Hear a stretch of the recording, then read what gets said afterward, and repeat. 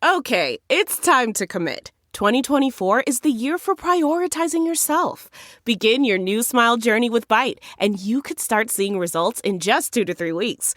Just order your at-home impression kit today for only $14.95 at Byte.com. Byte Clear aligners are doctor-directed and delivered to your door. Treatment costs thousands less than braces. Plus, they offer financing options, accept eligible insurance, and you can pay with your HSA FSA. Get 80% off your impression kit when you use code WONDERY at Byte.com. That's BYTE.com. Start your confidence journey today with Byte. Have you ever covered a carpet stain with a rug? Ignored a leaky faucet? Pretended your half-painted living room is supposed to look like that? Well, you're not alone. We've all got unfinished home projects. But there's an easier way. Thumbtack is the app that makes it easier to care for your home. Pull out your phone and in just a few taps, search, chat, and book highly rated pros right in your neighborhood. Download Thumbtack and start caring for your home the easier way. From Wish TV, this is All Indiana Politics Podcast with Phil Sanchez. Unfiltered. All right, thank you for joining us on the show. Donald Rainwater is our guest today. Donald, good to see you, the Libertarian candidate for governor. Thanks for coming on. Oh, well, thank you so much for having me. I really appreciate the opportunity. Before we get into policy, Donald, let's go into your background. Tell our listeners a little bit about yourself. Absolutely. So I was born here in Indianapolis back in 1963, raised on the east side. My parents built a house out in Greenfield. We spent about 3 years out there when I was in elementary school. Then we moved back to the east side. I graduated from Warren Central High School. My father was a United Auto worker out at the Ford plant when it was still there. Yeah. My mother was a stay-at-home parent. Yep. And I've got one brother. He probably would prefer that I didn't acknowledge him, but I do have one younger brother. And so I graduated in 1981, went to a semester of college. My father got laid off for the entire month of December, my freshman year. So I came home, tried to figure out what I wanted to do, ended up joining the United States Navy, spent 8 years in the Navy as an enlisted man. And then when I got out of the Navy, I got into teaching computer classes at a vocational college. I spent some time helping somebody build a computer maintenance business. Spent some time managing a rent-to-own store on the near east side of Indianapolis, around the 10th and rural area. And then got into computer training again, and that led me into software development, database development administration, and then kind of worked my way up into application development management, product management, and now I'm a project manager. Well, there you go. How'd you get into politics? That's an interesting story, and I'll try to do the condensed version. I used to work down at the Indiana Government Center as a contractor. I was a service delivery manager for a software quality assurance company. And as I would drive up and down Meridian Street on my way back and forth to work, I would hear on the radio where the Indiana General Assembly wanted to raise the cigarette tax $2. This was back, I believe, in 2015. Right. And they said they wanted to do that to raise money for the roads and to encourage people to stop smoking.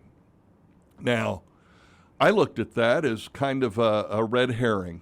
I said, you know, you can do one or the other. But if you're raising money for the roads, that means people are smoking. If you're convincing people not to smoke, then you're not going to raise money for the roads with that tax. Right. Saying that you're trying to do both, either, you know, one of us is probably being played for a fool. And it kind of upset me. So I decided that it was time to get off the couch and get involved, because I feel like we're no longer represented by our government. They're kind of taking our money and doing what they want to with it and then pulling the wool over our eyes. And I decided it was time to try to put a stop to that. Up until that point, were you a Republican, a Democrat, I was an independent voter who normally voted for either Republican candidates or Libertarian candidates. Okay. Obviously, there were more Republican candidates to vote for. Right. So I would consider myself an independent. I don't ever remember casting a vote for a Democrat. My father, being a United Auto Worker, talked a lot about the Democrat platform because that's what he was fed at work. But we also, growing up, we went to church every time the doors opened. And so I got, back in the late 70s, early 80s, they used to refer to the religious right, and I got a steady diet of that as well. So I grew up being able to kind of critically think through the positives and the negatives of both sides of those arguments.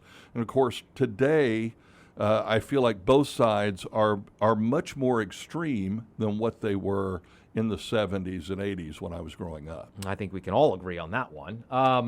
So did that bring you to the Libertarian Party? 2015, when you're driving up and down Meridian Street and you're listening to the radio and you're getting a little annoyed with what's going on, when you looked at the landscape, did you say, I don't really find myself being with the Republicans anymore, and I definitely don't find myself with the Democrats, let me look at the Libertarians? Well, I looked around I looked at several different parties and looked for what I thought was the closest to my interpretation of the Constitution. Because here again, I believe, for better or for worse, the Founding Fathers wrote the Constitution and the Declaration of Independence, and those who founded the state of Indiana wrote the state constitution as a means to limit government, not to limit individual rights, not to dictate morality necessarily, but to limit government. And so what I wanted to find was a political identity that I felt most closely matched that for me, and the Libertarian Party is where I found that. Okay, when you make that decision, what happens next? Where do you go from there? So I had decided that I wanted to run for office at that point. When I originally looked at it, I decided that I was going to run for either state representative or state senate. I found out that my state senator at the time was Luke Kenley, who was the crafter of the budget. And when I looked at the way finances were done with the state government, I decided that I was going to run against Luke Kenley because I didn't agree with the way the state budget was crafted or how it was spent. How'd that go? Well, we learned a lot. We learned a lot. I spent a lot of time walking around and knocking on doors, talking to prospective voters. We spent a lot of time during early voting standing out in front of the Hamilton County Courthouse, introducing ourselves to voters, and we got about 4%. Yeah. Back then, I did not know how to raise money. I didn't understand that our political system is dependent upon money, which is unfortunate, but it's the world we live in. And so I did a lot of what folks like to refer to as retail politics and learned a lot. So you get 4% of the vote. A lot of people would say, I'm done. I'm not doing this again. But you kept moving forward, right? Well, I have children and grandchildren. Yep. And Phil, to be honest with you, I tell people all the time, the Indiana I grew up in doesn't exist anymore, and that really bothers me. And I want to preserve the freedoms that we have for my children and grandchildren and the posterity after I'm gone. And I can't do that if I listen to people say you can't win or it's too hard to raise money, or if it's important enough to do, it's important enough to do, period. Right. No, that's well said. From that election, what was your next attempt at politics? 2 years later, we ran for state representative, and that was a three-way race, and I believe I got about 5% of the vote there. Here again, learning a lot, not knowing a lot, and one of the things I think that is incumbent upon people, if you're going to get involved, is you've got to get out there, you've got to find out, first of all, how to articulate your message, how to reach voters, and I make no bones about the fact that it's hard to learn, and you don't always have people that you can lean on. Sometimes you just have to get out there and figure it out on your own. Okay. All right. And where'd you go from there? Well, the year after 2018, when I ran for state representative, after that, I was going to run for Westfield City Council. Right. The gentleman that was the incumbent got beat in the primary, and quite frankly, the gentleman that beat him, I looked at him and said, I don't need to run against him. I think he'll do a pretty good job. And so I went and pulled my paperwork, and somebody called me and said, I see you pulled your paperwork for city council. And I said, yeah, I feel like the guy that won the primary is well, would you be interested in running for mayor of Westfield? Because there are a group of us who are very displeased with the current mayor, and none of them wanted to run. Right. But they thought maybe I would. And I said, well, yes, I'll run for mayor. I understand what the issues are and why people are unhappy, and I can agree with that. Yes, I'll run for mayor. So I ran for mayor of Westfield in a two-way race against the incumbent, and received 40% of the vote. Yeah, I remember that election. You don't live in Westfield anymore. You moved. We talked about this off air. We moved down to southern Johnson County. I wanted to be in a more rural setting. I like to be out where I feel like if I want to go out and throw a rod and reel in the lake and lose it, I can do that. Yeah. Running for governor again here, right? I mean, last time, how'd it go last time? Well, I think we did pretty well for considering the fact that here again we were in a pandemic. Yep. Didn't have the opportunity to do a lot of the appearances and a lot of the media opportunities that you would normally get as a gubernatorial candidate because of the pandemic. Sure. But we were able to get our message out, and we got about 11.4% of the vote, which was about 345,567 votes, I believe it was. And we did that with about $408,000. Wow. And most of that money was raised after the 1st of September. So, we... If I'm not mistaken, I don't mean to cut you off, that was the most ever, as far as percentage-wise goes, ever for Libertarian, right? That was the highest vote total or percentage by a Libertarian in a statewide three-way race. Wow. That's pretty good. So we did all right. Yeah. And I think it's because people in general are beginning to see that government isn't what it should be in Indiana, and they want change. And they're willing to embrace the change they want, regardless of the party label that goes with it. Is that what you're hearing on the campaign trail this time around? Yes, absolutely. I've run into a lot of people, done a lot of county fair tents, and run into a lot of people who came up to me and said, I voted for you in 2020, and the options this year aren't any better than they were then, and you've got my vote. I've also had people walk up to me, and this is what shocks me. Yeah. I've had people walk up to me and say, first of all, I want to tell you I didn't vote for you in 2020. I didn't know about you until I saw the debates. Mm-hmm. Then I saw you, and I kicked myself ever since because I voted early voting and didn't know, and so I didn't vote for you, but I'm voting for you this time. And it's always the same conversation. Right. It's that the options now aren't any better than the options then. In my opinion, we have a political system that has become complacent because they believe that voters have become complacent. So they don't if you look at the primary, I think the number was 18%. Something like voter that. turnout. Close. Yeah. That's horrible.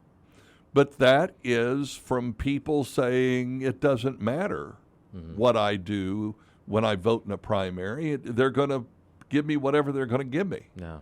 So I feel like we need options for folks. Okay, so how do you think it's going to go come November for you? Well, I would like to say that on November 5th, I'll have the highest percentage of the vote and become the next governor of the state of Indiana. I won't know until we get there exactly how we're going to do, because between now and then, a lot of things could happen. Right. There's a lot of opportunity out there. There are a lot of folks who maybe will decide to donate that haven't donated yet. And there's always something that could change the way people perceive the candidates in an election. Sure. Donations up this time around? They are up from where they were this time 4 years ago. 4 years ago. Okay. Yes, absolutely. So let's talk about policy real quick, Donald. And I don't want to keep you too long here, because everything I'm reading, and you and I talked about this a little before, is cut. Taxes.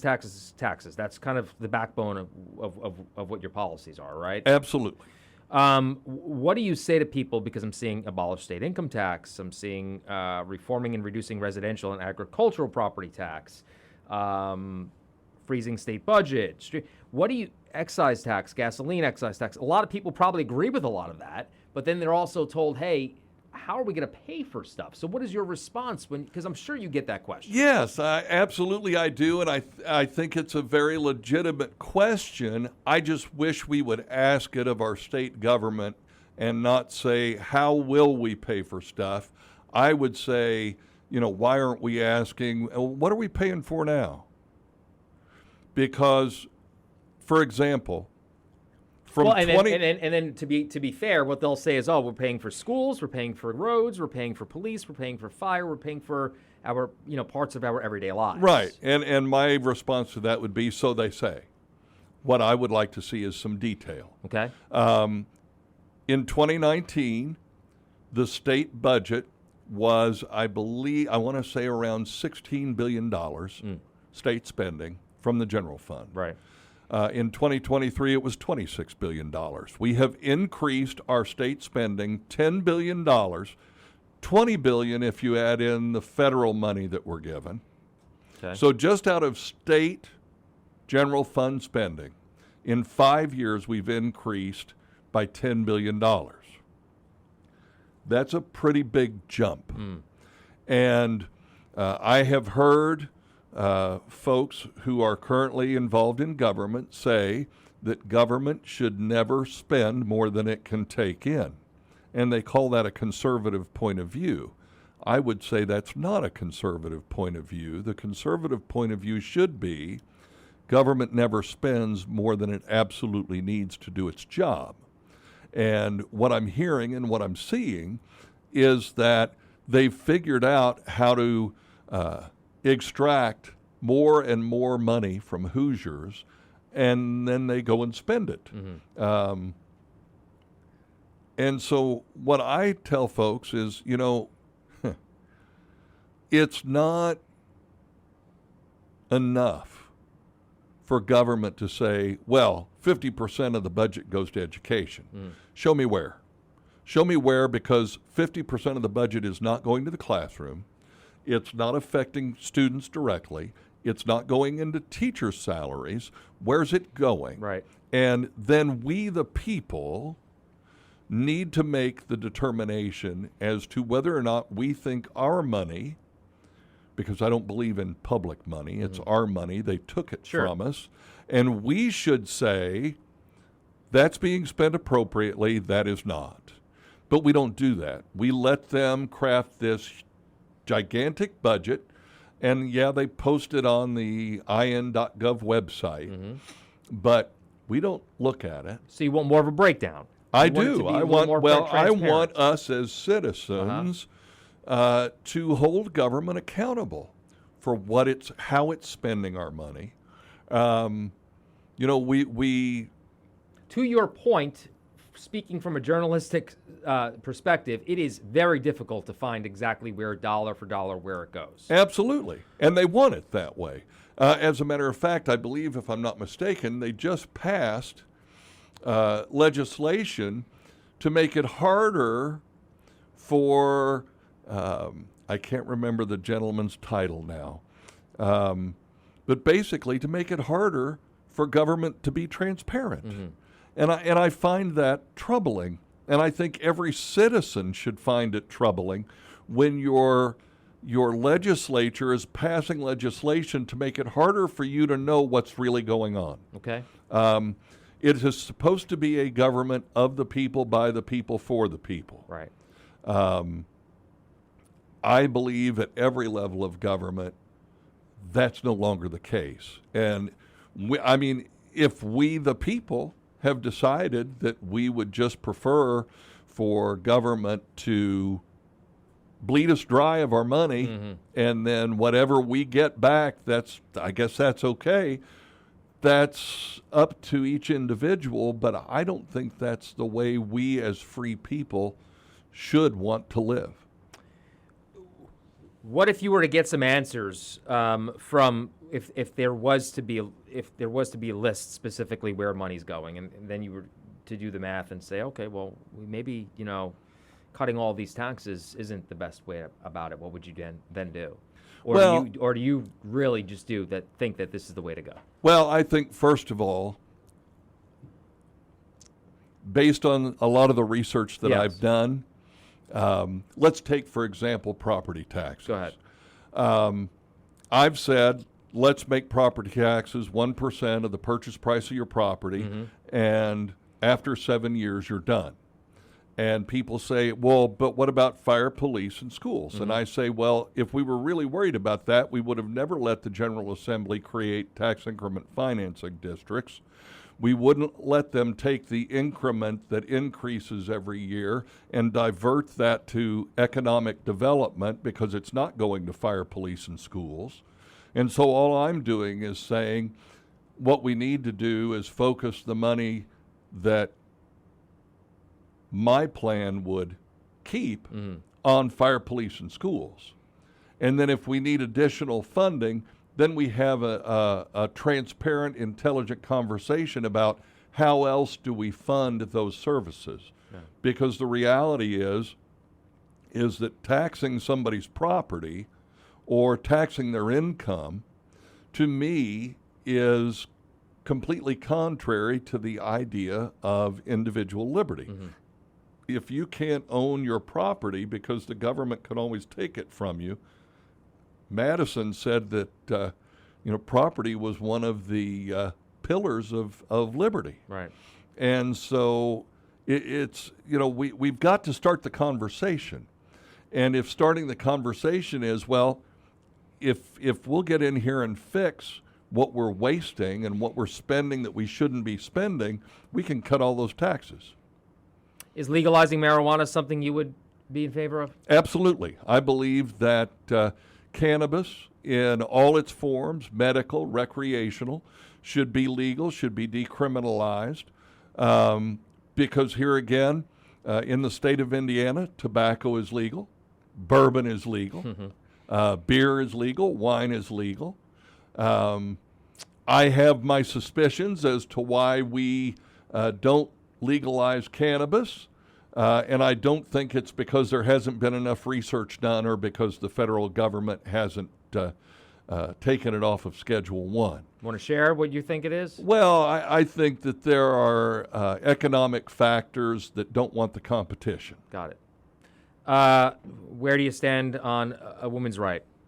Well, I am a pro-life libertarian. I believe that the non-aggression principle indicates that we need to protect those who cannot protect themselves. Fair enough. Your thoughts on your opponents?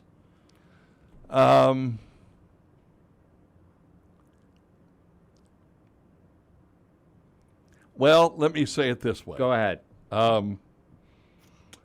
I find it interesting that we have a Democrat who used to be a Republican statewide office holder. Mm-hmm. We have a Republican that voted Democrat before they decided to run for office. And here I am stuck in the middle with you. We'll leave it there. Donald Rainwater, thank you so much for joining us. We look forward to having you in studio for our debate coming up this fall. Absolutely looking forward to it. Thank you, sir. From Wish TV, this is All Indiana Politics Podcast with Phil Sanchez. Unfiltered, in-depth, nonpartisan coverage, exclusive interviews with Indiana's political leaders. Subscribe to this podcast and listen weekly here on the All Indiana Podcast Network. And be sure to discover even more great podcasts at allindianapodcastnetwork.com.